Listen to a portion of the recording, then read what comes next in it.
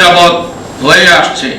হযরত মাওলানা ইলিয়াস রাহমাতুল্লাহি আলাইহি মদিনার 1400 বছর পূর্বে দ্বীনি দাওয়াত কার্যক্রমের আদলে 100 বছর পূর্বে এই দাওয়াতি কার্যক্রম চালু করেন।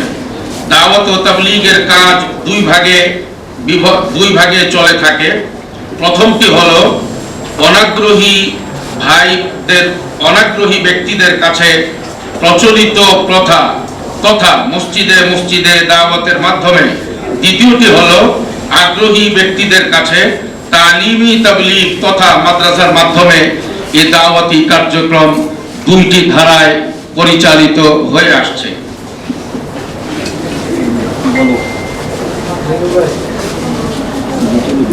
প্রিয় সাংবাদিক বন্ধুগণ, তালিমি তাবলীগ এবং দিল্লির বাংলাওয়ালি মসজিদে দাওয়াত ও তাবলীগের কার্যক্রম চালু করেন।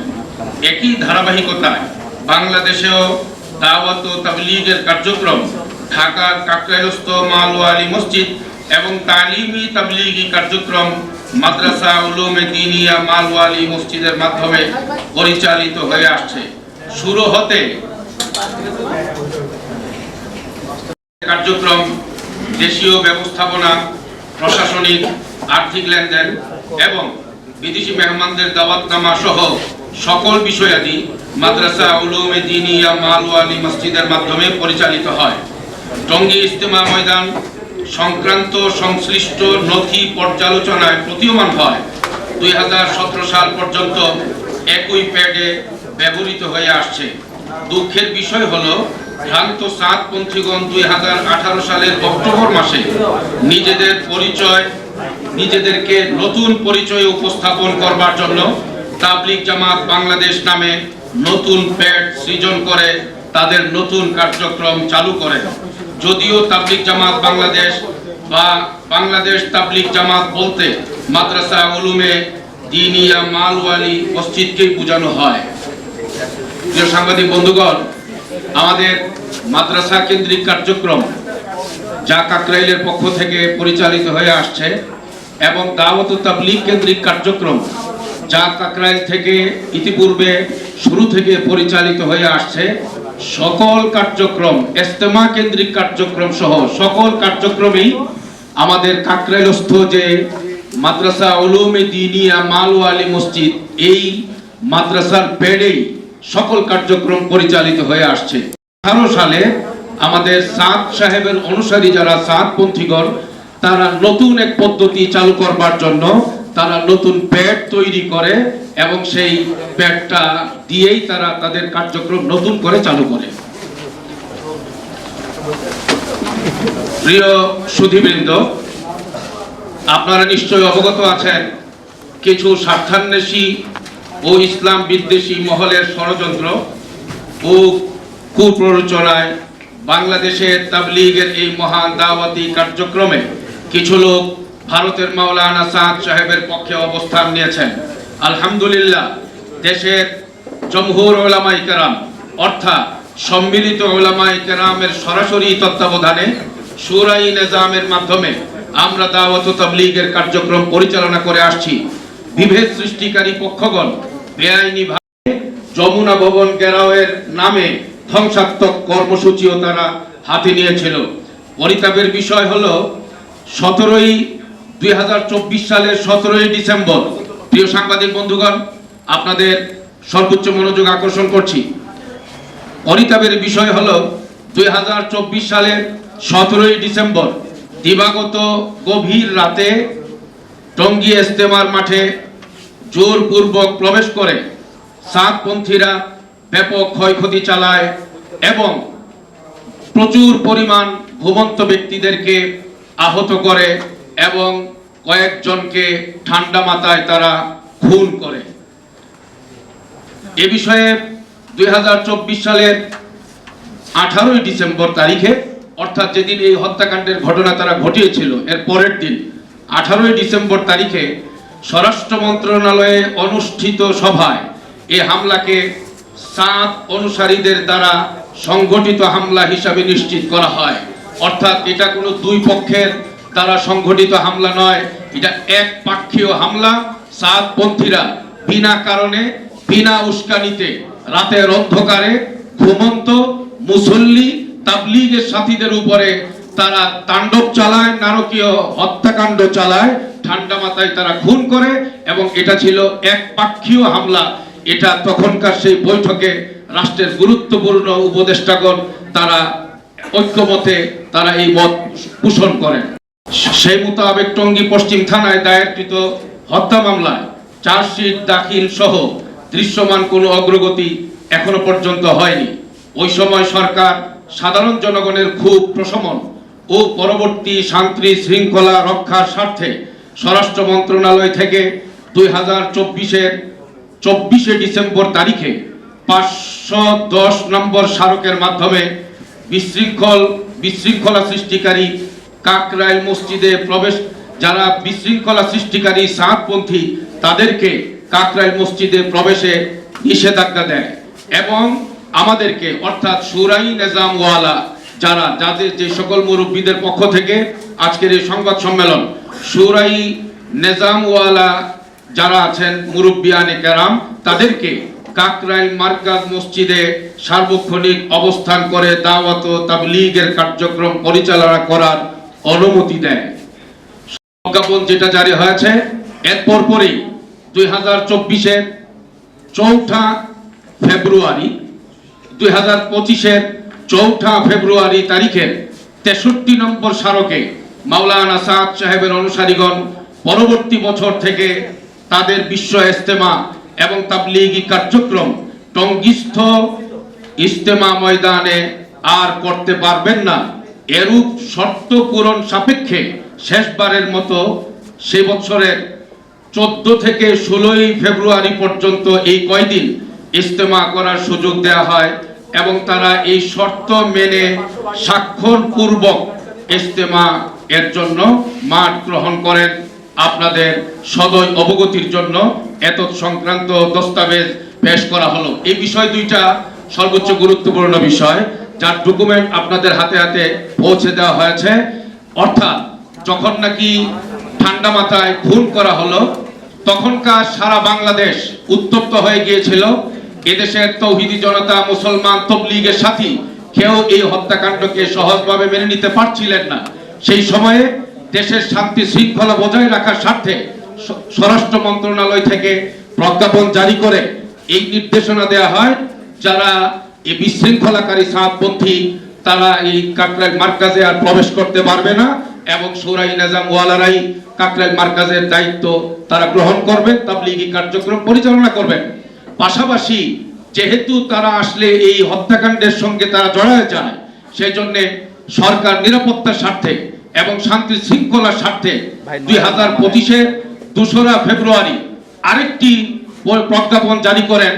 সেটি হচ্ছে এই সাদ সাহেবের অনুসারী যারা, তারা এই 2025-এর জানুয়ারিতে 14 থেকে 16 পর্যন্ত এই দিনগুলোতে সর্বশেষবারের জন্য বিশ্ব ইজতেমায় তারা সেখানে ইজতেমার মাঠে তারা কার্যক্রম পরিচালনা করবে, এবং এই ব্যাপারে তারা স্বাক্ষর করবে।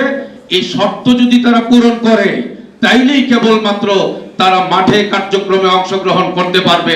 তারা সেই শর্ত পূরণ করবে, সেই মতে তারা স্বাক্ষর করেছে, এবং সেইভাবে তারা মাঠে তারা প্রবেশ করেছিল।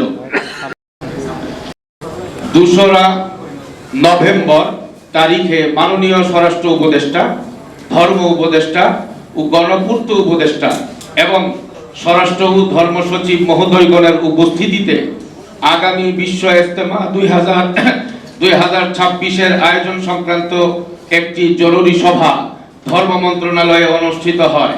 উক্ত সভায় সরকারের পক্ষ থেকে মাননীয় উপদেষ্টাবৃন্দ আগামী ইজতেমা জানুয়ারির পরিবর্তে 2026-এর মার্চ মাসে আয়োজনের লক্ষ্যে বিভিন্ন স্পর্শকাতর বিষয় সমূহ তুলে ধরেন আমাদের মুরব্বীদের সামনে। উক্ত সভায় সরকারের পক্ষ থেকে 3 জন উপদেষ্টা সিদ্ধান্ত প্রদান করেন এবং নিশ্চয়তা দেন যে বর্তমানে ইজতেমা ময়দান এবং কাকরাইলস্থ মালওয়ালি মসজিদের বিষয়ে সরকারি সিদ্ধান্ত তথা জারি করা 2টি গুরুত্বপূর্ণ পরিপত্র অপরিবর্তিত এবং বহাল থাকবে। প্রিয় সাংবাদিক বন্ধুগণ, এই বিষয়টা কোট করার মতো এবং গুরুত্বপূর্ণ বিষয়। আমাদের গতকালকের মিটিংয়ে সর্বোচ্চ গুরুত্ব দিয়ে এই বিষয়টা জানিয়েছেন আমাদের উপদেষ্টা মহোদয়গণ, যে বিগত পরপর দুইটা পরিপত্র যে জারি হয়েছিল কাকরাইলের মার্কাজের বিষয়ে এবং টঙ্গীর বিশ্ব ইজতেমার ময়দানের বিষয়ে, অর্থাৎ কাকরাইল মার্কাজের দ্বীনি দাওয়াত এবং দাওয়াতি কার্যক্রম পরিচালিত হবে আমাদের শুরাই নিজামের মুরব্বিয়ানে কেরামের তত্ত্বাবধানে, এবং আমাদের বিশ্ব ইজতেমার মাঠে আমাদের বিশ্ব ইজতেমার কাজ পরিচালিত হবে কেবলমাত্র শুরাই নিজাম ওয়ালা মুরব্বিয়ানে কেরামের মাধ্যমে।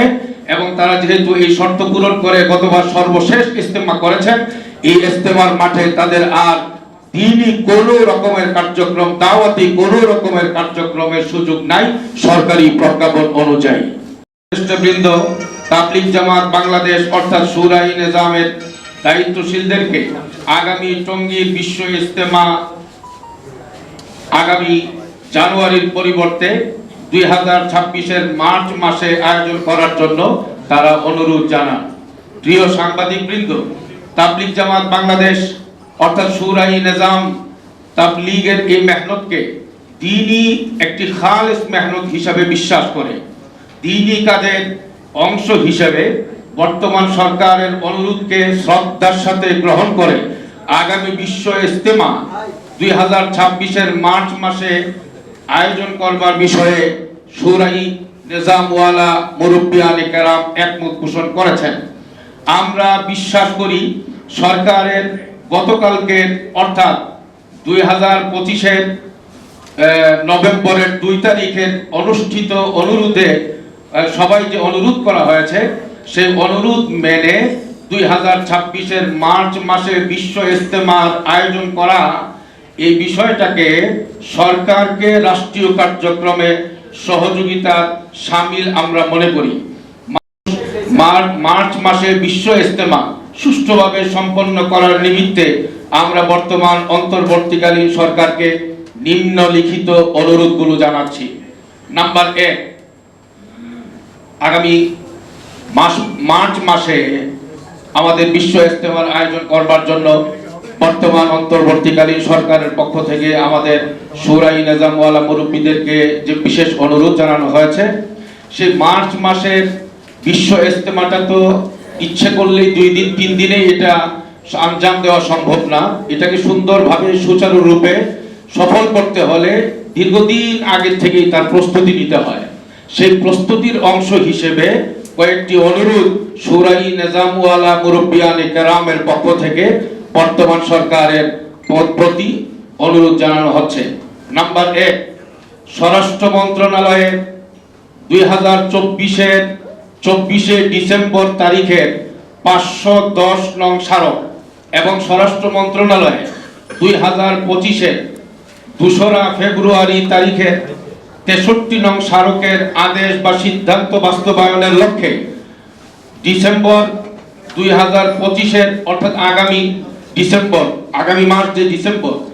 ডিসেম্বর মাসের প্রথম সপ্তাহের পূর্বে যে কোনো দিন আগামী মার্চ মাসের ইজতেমার দিন তারিখ ঘোষণা এবং ইজতেমা সংক্রান্ত যাবতীয় কার্যক্রম শুরু করার নিমিত্তে সরকারের বিভিন্ন সংস্থাকে এই বিষয়ে অবহিত করবার জন্য সরকারকে অনুরোধ জানাচ্ছি।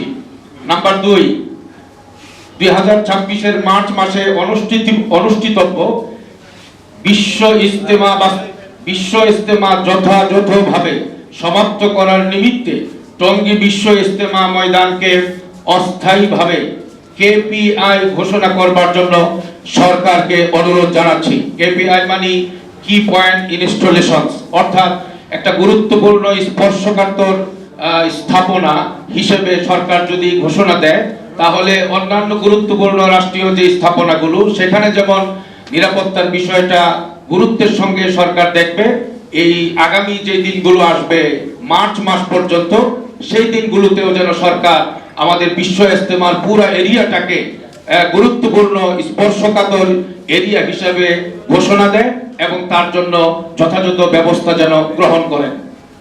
নাম্বার 3, বিশ্ব ইজতেমা 2026-এর সারা বিশ্ব থেকে আগত বিদেশি মেহমানদের যথাসময়ে উপস্থিতি নিশ্চিত করবার নিমিত্তে নভেম্বর 2025-এর শেষ সপ্তাহে ভিসা সহজীকরণ সংক্রান্ত পরিপত্র জারি করবার জন্য সরকারকে অনুরোধ জানাচ্ছি। Number 4, the code of criminal procedure amendment ordinance 2025-এর সর্বশেষ সংশোধনী অনুযায়ী টঙ্গী বিশ্ব ইজতেমা মাঠের হত্যাকাণ্ডে প্রত্যক্ষ জড়িত এবং দৃশ্যমান বা প্রমাণিত হুকুমদাতাদের গ্রেফতার সহ আইনের আওতায় এনে আইনি শাসন প্রতিষ্ঠার জন্য সরকারের কাছে অনুরোধ জানাচ্ছি। বিষয়টা একটু বলি, আমাদের এই পর্যন্ত যে হত্যাকাণ্ডগুলো চালিয়েছে সাদ সাহেবের অনুসারীরা, সেগুলোর তো একেবারে পরিপূর্ণ তদন্ত সাপেক্ষে যদি কাজগুলো শেষ করার চিন্তা করা হয়, তদন্ত সংস্থা এই দীর্ঘ সূত্রতা থেকে বিচার কার্যটাকে একটু ত্বরান্বিত করবার জন্য বর্তমান অন্তর্বর্তীকালীন সরকার একটি সংশোধনী এনেছে। সেই সংশোধনীর আওতায় অন্তত বিশেষ চিহ্নিত যারা অপরাধী তাদেরকে আইনের আওতায় আনার ব্যবস্থা করবার জন্য জোর দাবি আমরা জানাচ্ছি। সম্মানিত সাংবাদিকবৃন্দ, প্রিন্ট ও ইলেকট্রনিক্স মিডিয়া প্রতিনিধি বৃন্দ, উপস্থিত সুধীবৃন্দ ও দায়িত্বশীলগণ, বিশ্ব ইজতেমা 2026 যথাযথভাবে আয়োজনের লক্ষ্যে এখন থেকে বিভিন্ন সময়ে জোর অনুষ্ঠান সহ ইজতেমা ময়দানের যাবতীয় প্রস্তুতিমূলক কার্যক্রম গ্রহণ করা হবে ইনশাআল্লাহ। এই বিষয়ে আপনাদের সকলের সহযোগিতা ও দোয়া কামনা করছি। আল্লাহ তাআলা বিশ্ব ইজতেমা ও দ্বীনের সকল হক মেহনতকে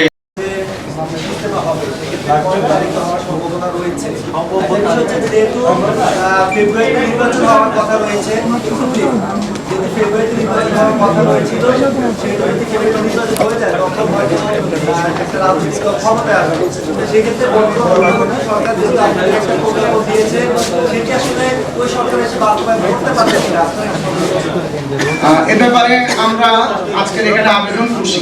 আমাদের এই 3 পয়েন্টের মধ্যে এটাও একটা পয়েন্ট ছিল যে বর্তমান অন্তর্বর্তীকালীন সরকার আমাদেরকে মার্চ মাস অর্থাৎ 2026-এর মার্চের যে কোনো একদিন ওনারা এখন থেকেই উপদেষ্টা মণ্ডলীর পরামর্শ ক্রমে আমাদেরকে সিদ্ধান্ত করে দেন, যাতে করে পরবর্তী সরকার, নির্বাচিত সরকারও আমাদের সে তারিখটাকে পরিবর্তন না করেন। এরকম একটা নির্ধারিত তারিখ ওনারা করে দেন, যাতে বিশ্ব থেকে আমাদের মেহমানদের আসাটা সহজ হয় এবং তারিখটা সুনির্দিষ্ট থাকে। এটা আমরা সরকারের কাছে আবেদন করেছি।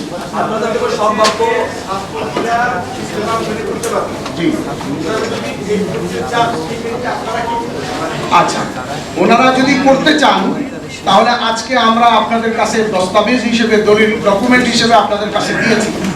এই কাগজটি যেখানে হাইলাইট করা আছে, এই কপিটার মধ্যে আমরা সরকারের যে শর্তের উপরে তাদেরকে মাঠ প্রদান করেছিলাম, সে শর্তটা সরকার দিয়েছিলেন যে তারা কাকরাইল মসজিদে তাদের কার্যক্রম আর কখনো চালাতে পারবে না এবং টঙ্গীর মাঠে তারা আর কখনো ইজতেমা করতে পারবে না।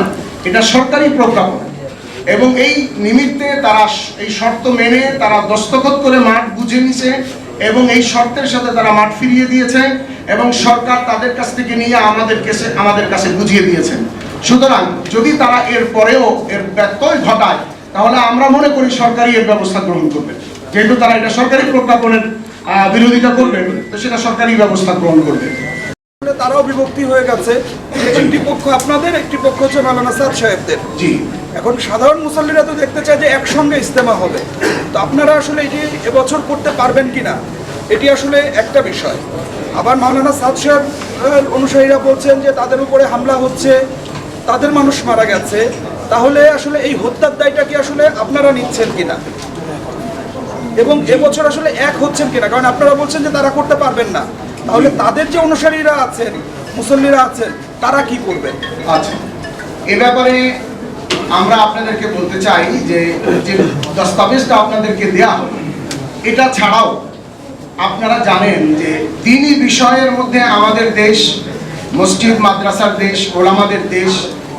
আমি আপনাদের কাছে একটা প্রশ্ন করি, দুনিয়াবি বিষয় নয় এবং তবলিগ বিষয় নয়, দ্বীনি বিষয়ে যদি কোনো বিভ্রান্তি ঘটে সেক্ষেত্রে আমরা এই সিদ্ধান্তটা প্রেস ক্লাব থেকে নেব, নাকি আমরা এই সিদ্ধান্তটা ডায়াগনস্টিক সেন্টার থেকে নেব, না এই সিদ্ধান্তটা কাকরাইল মার্কাজ থেকে নেব, নাকি দ্বীনি বিষয়ে যারা জ্ঞান রাখেন আহলে ইলম ওলামা ইকরাম তাদের কাছ থেকে নেব, ওলামায়ের কাছ থেকে নেব। সুতরাং তাদের ভ্রষ্টতার কথা এবং তাদের আকীদার বিচ্যুতির কথা, এটা আমাদের দেশের সকল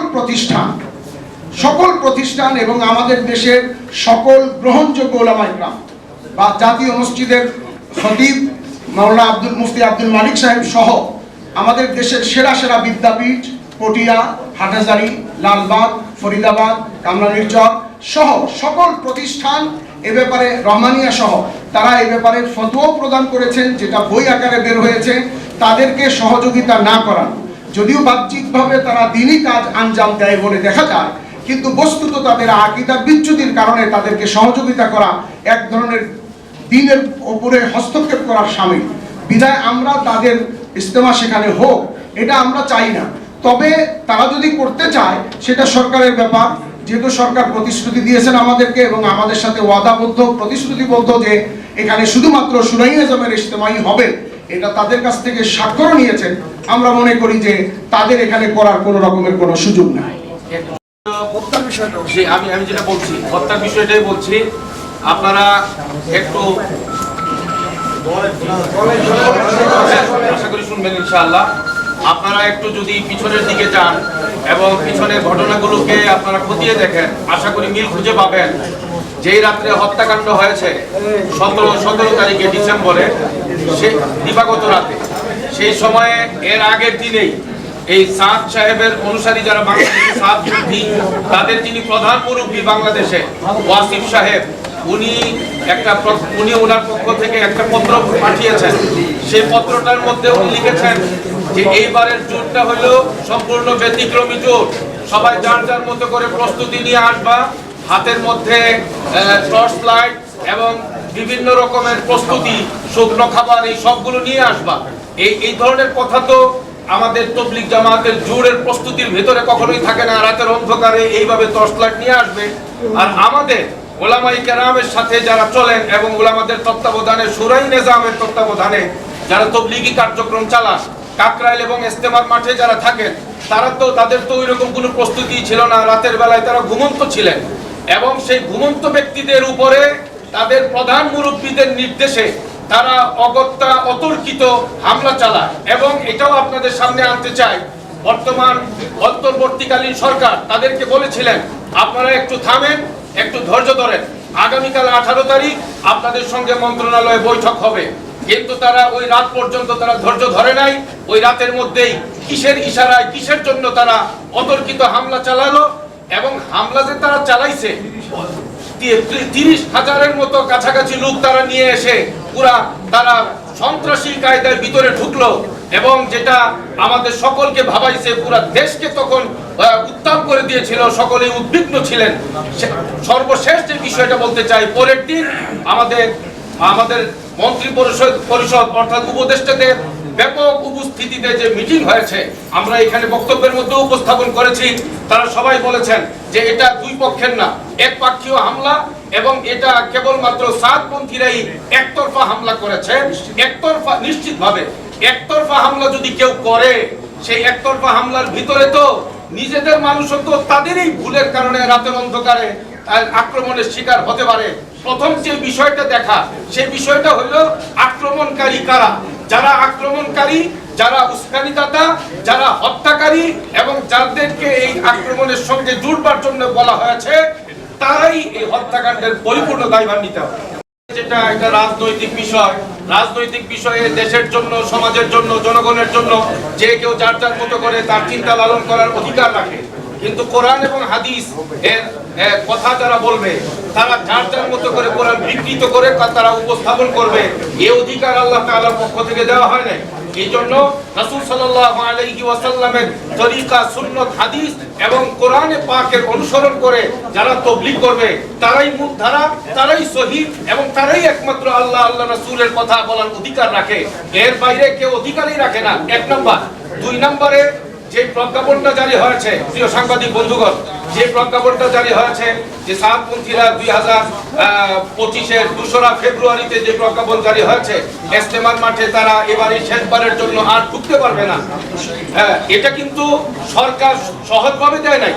সরকার দেখেছে যে তাদের একসঙ্গে ইজতেমার মাঠে তারা ওখানে যাওয়া এটা নিরাপত্তার জন্য হুমকি, এটা দেশের আইন শৃঙ্খলার জন্য হুমকি, এবং যাদের কাছে ইসলাম নিরাপদ, যাদের কাছে দেশ নিরাপদ, যাদের কাছে এই দেশের জনগণের নিরাপত্তাটা আশা করা যায়, এবং যারা এই পর্যন্ত এই দেশের সর্বস্তরের ওলামায়ে কেরাম যাদেরকে মনে করতেছেন যে তারা হক এবং সত্য মেহনত নিয়ে চলতেছে, তাদেরকেই তো আমরা না, আপনারাও একজন ইমানদার ভাই হিসাবে, আল্লাহর গোলাম, রাসূল পাকের একজন উম্মত হিসাবে আল্লাহ তাআলার পক্ষ থেকে যে দ্বীন আসছে সেই দ্বীন পালন করবেন, এবং কোন রকমের ভ্রষ্টতা গুমরাহি থেকে বেঁচে ওলামাদের অনুসরণ করে আমরা জান্নাতে যাব, এই চিন্তা আমরা সবাই লালন করি। সার্বিক বিবেচনা, দেশের শান্তি শৃঙ্খলা, দেশের সব রকমের পরিস্থিতির বিবেচনায় সরকারই এই সিদ্ধান্ত নিয়েছে যে ইজতেমার মাঠে যারা নাকি দাঙ্গা হাঙ্গামা চালায়, হত্যাকাণ্ড চালায়, তাদেরকে ওখানে ঢুকতে দেওয়া যাবে।